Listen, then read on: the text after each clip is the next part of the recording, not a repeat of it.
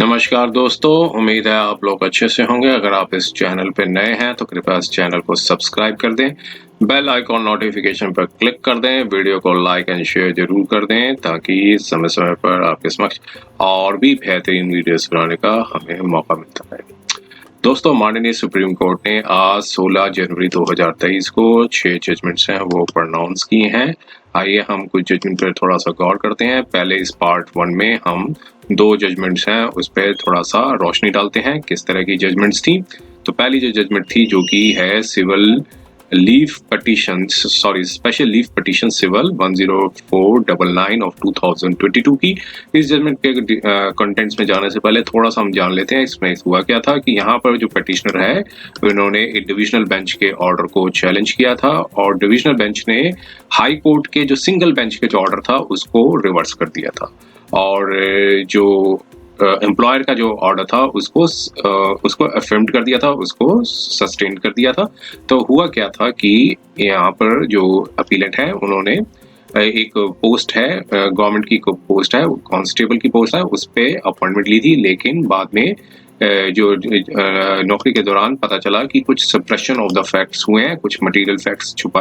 वो है डिस्क्लोज नहीं किए गए थे। तो उसमें कोई क्रिमिनल केस था जो कि पेंडिंग था, जहाँ कॉम्प्रोमाइज हो गया था। वो जो फैक्ट्स हैं वो एम्प्लॉयर की नॉलेज में आए। बाद में एम्प्लॉयर ने जो कमेटी बिठा के जो पाया कि सप्रेशन ऑफ द फैक्ट्स है, तो टर्मिनेशन हो गया था यहाँ पे अपीलेंट का। और फिर उससे एग्रीवेट होके अपीलेंट ने हाई कोर्ट सिंगल बेंच के जो कोर्ट में जाके प्लीड किया था और सिंगल बेंच ने ऑर्डर को एम्प्लॉयर के ऑर्डर को सेट असाइड कर दिया था। फिर वहां पे डिविजनल बेंच के पर एम्प्लॉयर ने आगे अपील डाली थी। डिविजनल बेंच ने सिंगल बेंच के जो ऑर्डर है, सिंगल जज के जो ऑर्डर है, उसको सेट असाइड कर दिया था। वहां से एग्रीवेट होकर अपीलेंट ने डिविजनल बेंच के ऑर्डर को चैलेंज किया था माननीय सुप्रीम कोर्ट ने। माननीय सुप्रीम कोर्ट ने डिविजनल बेंच के ऑर्डर पे इंटरफेयर करने से मना कर दिया। तो इट मींस जो एम्प्लॉयर का ऑर्डर था वो कंफर्म्ड हो गया, तो टर्मिनेशन में कोई इंटरफेरेंस नहीं हुआ। आइए थोड़ा सा हम डिटेल को थोड़ा सा जान लेते हैं क्या हुआ था जजमेंट में। देखिए, ये स्पेशल लीव पिटीशन है जो कि फाइल की गई थी अगेंस्ट 16/11/2021 के ऑर्डर के ऊपर high court of judicature of Rajasthan at Jaipur. Rajasthan bench की जो जयपुर की जो बेंच है वहां पर डिविजनल बेंच ने अलाउ कर दी थी। डिविजनल बेंच ने रिट अपील नंबर सो जो कि फाइल की थी writ union of India. Government respondents थे जो कि government of union of India की जो रिट अपील है उस पर अलाउ कर दिया था और सेट असाइड कर दिया था ऑर्डर जो 16 फरवरी 2021 का जो सिंगल बेंच ने जो कि अलाउ कर दी थी सिविल पिटीशन नंबर सो जो कि प्रेजेंट पिटिशनर जो है उन्होंने फाइल की थी। तो यहाँ से कंफर्म्ड हो गया कि डिविजनल बेंच के ऑर्डर को चैलेंज किया गया है और डिविजनल बेंच ने सिंगल बेंच के जो ऑर्डर को सेट असाइड कर दिया था और सिंगल बेंच ने जो सिविल पिटीशन थी जो पिटिशनर ने डाली थी वो अलाउ कर दी थी। तो मीन्स एम्प्लॉयर का जो ऑर्डर था यहाँ से कंफर्म्ड हो रहा है। और यहाँ पर पिटिशनर थे वो पोस्ट कांस्टेबल की पोस्ट थी CISF central industrial security force है, उसकी पोस्ट पे अपॉइंटमेंट हुआ था 3 नवंबर 2007 को। अप्रैल 2009 में पिटिशनर को एक नोटिस मिला मेमोरेंडम ऑफ चार्ज का under rule 36 of CISF rules जो कि कमांडेंट डिसिप्लिन के जो ऑफिस से मिला। जो वहाँ ये बताया गया कि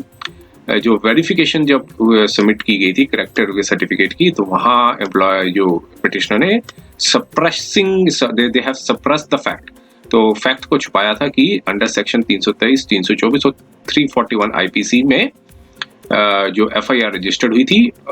जो सो एंड सो डेट में जो, और फिर उसमें इन्वेस्टिगेटिंग ऑफिसर ने प्रोसीडिंग्स भी चार्जशीट भी फाइल की थी और कंसर्न कोर्ट में केस पेंडिंग था फॉर ट्रायल। और जब करेक्टर सर्टिफिकेट सबमिट किया गया था पिटिशनर को टू दी CISF अथॉरिटीज, तो यहाँ पे ये पाया गया कि जो सप्रेशन ऑफ द इंफॉर्मेशन है क्योंकि पेंडेंस क्रिमिनल लिटिगेशन थी वो पेंडिंग थी, करेक्टर सर्टिफिकेट में जो फाइल किया गया along with the appointment letter जो कि ग्रॉस कंडक्ट और इनडिसिप्लिन बताया जाता है जो कि कैटेगरी के अंदर आता है। तो फिर ये एलिजिबल नहीं है पोस्ट के लिए, डिसिप्लिन पोस्ट है CISF की। तो फिर डिसिप्लिनरी प्रोसीडिंग स्टार्ट हुई थी और उसके बाद पिटिशनर ने एक्सेप्ट कर ली थी मिस्टेक। फिर कमांडेंट डिसिप्लिन ने यंग एज और future prospects of the petitioner को देखते हुए जो पनिशमेंट इम्पोज की थी वो सिर्फ reduction of the pay, 1 stage की जो पे थी उस पर मतलब रिडक्शन कर दी थी विद ग्रेड पे। लेकिन 6 अक्टूबर 2009 को deputy inspector general west zone ने एयरपोर्ट हेडक्वार्टर नवी मुंबई ने सुओ मोटो कॉजनेंस लिया मैटर को और ऑर्डर दिया 11 जुलाई 2009 को और मैटर को रिमांड किया कि दोबारा से फ्रेश डिपार्टमेंटल इंक्वायरी की जाए अगेंस्ट द पटिशनर। और rule 54 of the CISF rules 2001, तो सेड इंक्वायरी में ये कल्मिनेट होके आया कि पटिशनर को सर्विस से निकाल दिया जाए 9/3/2010 को। और पटिशनर ने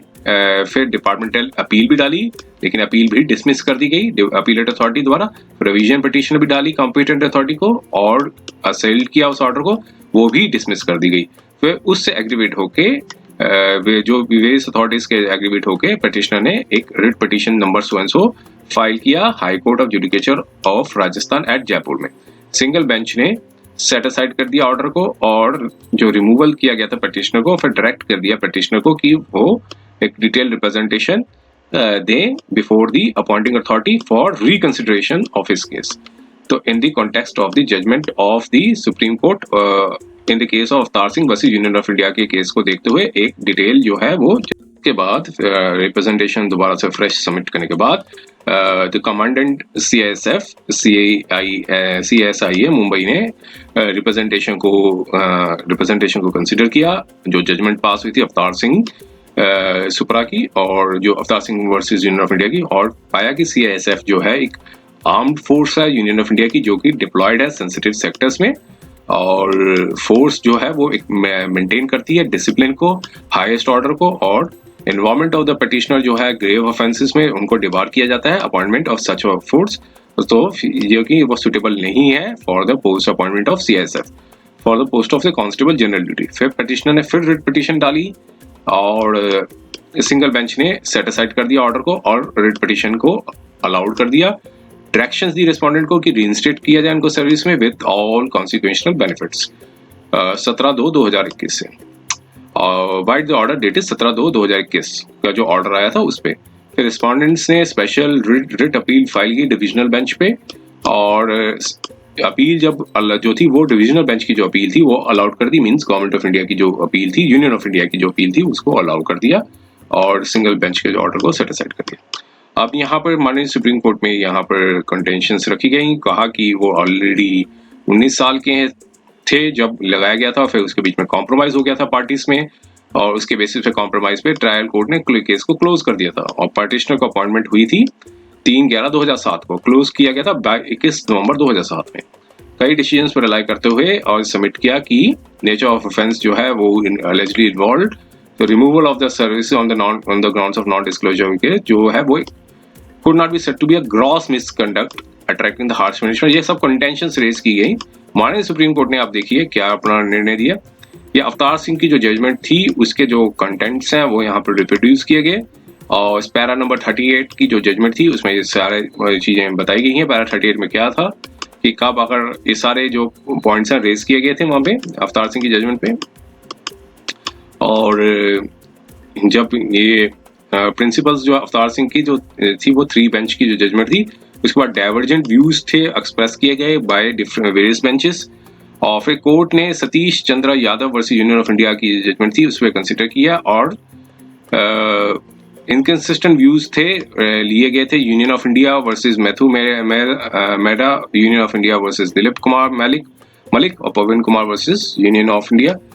और कई और दूसरे जजमेंट्स थी। फिर उसके बाद ये जो फॉलोइंग प्रिंसिपल्स हैं वो नीचे लेट डाउन किए गए, और इस प्रिंसिपल्स को भी रिप्रोड्यूस किया गया। और इसके बाद जो अवतार सिंह की जजमेंट और सतीश चंद्र की जजमेंट में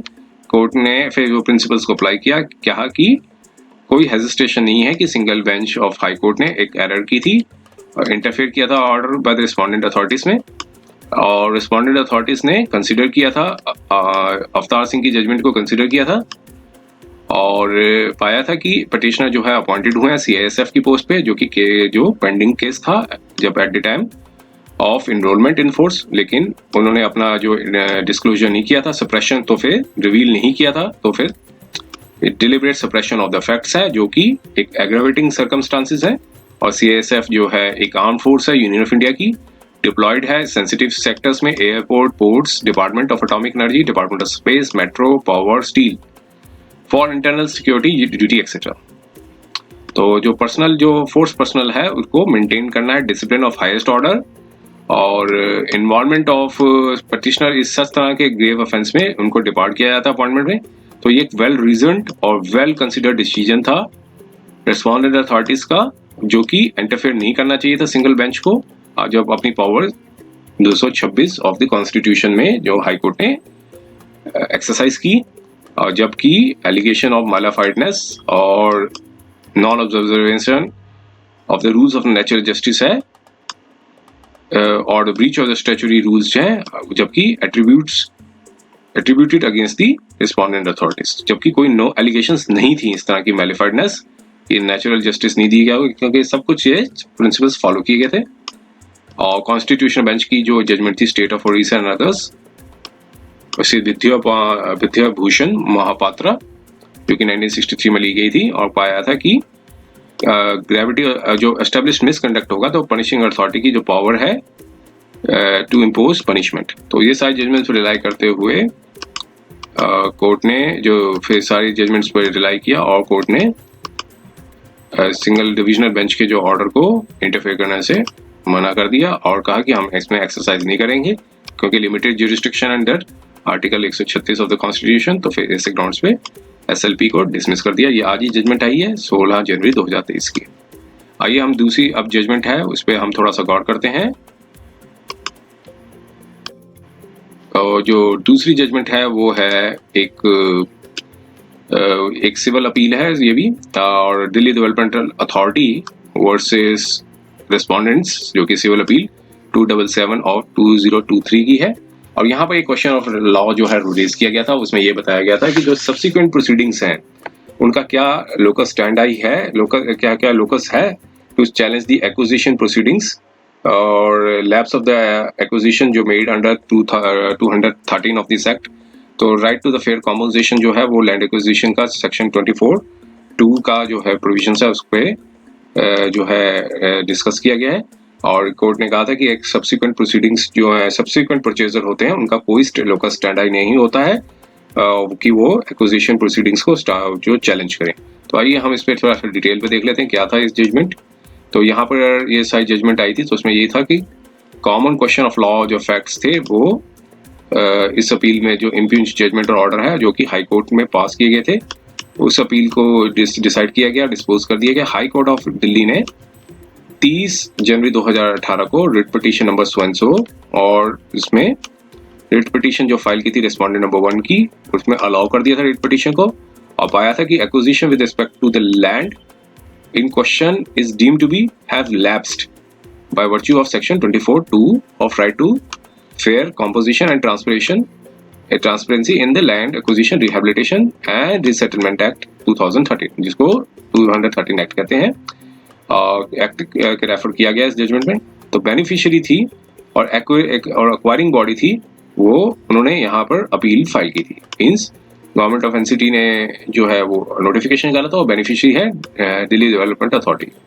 अब यहाँ पर अपीलेंट्स ने यह कंटेंशन रेज की कि जो ओरिजिनल पिटिशनर थे जो कि एक सब्सिक्वेंट परचेजर हैं, उन्होंने प्रॉपर्टी 2013 के एक्ट के बाद खरीदी थी, और यहाँ पर कोर्ट ने कई जो जजमेंट्स दिए हैं, दिल्ली डेवलपमेंट अथॉरिटी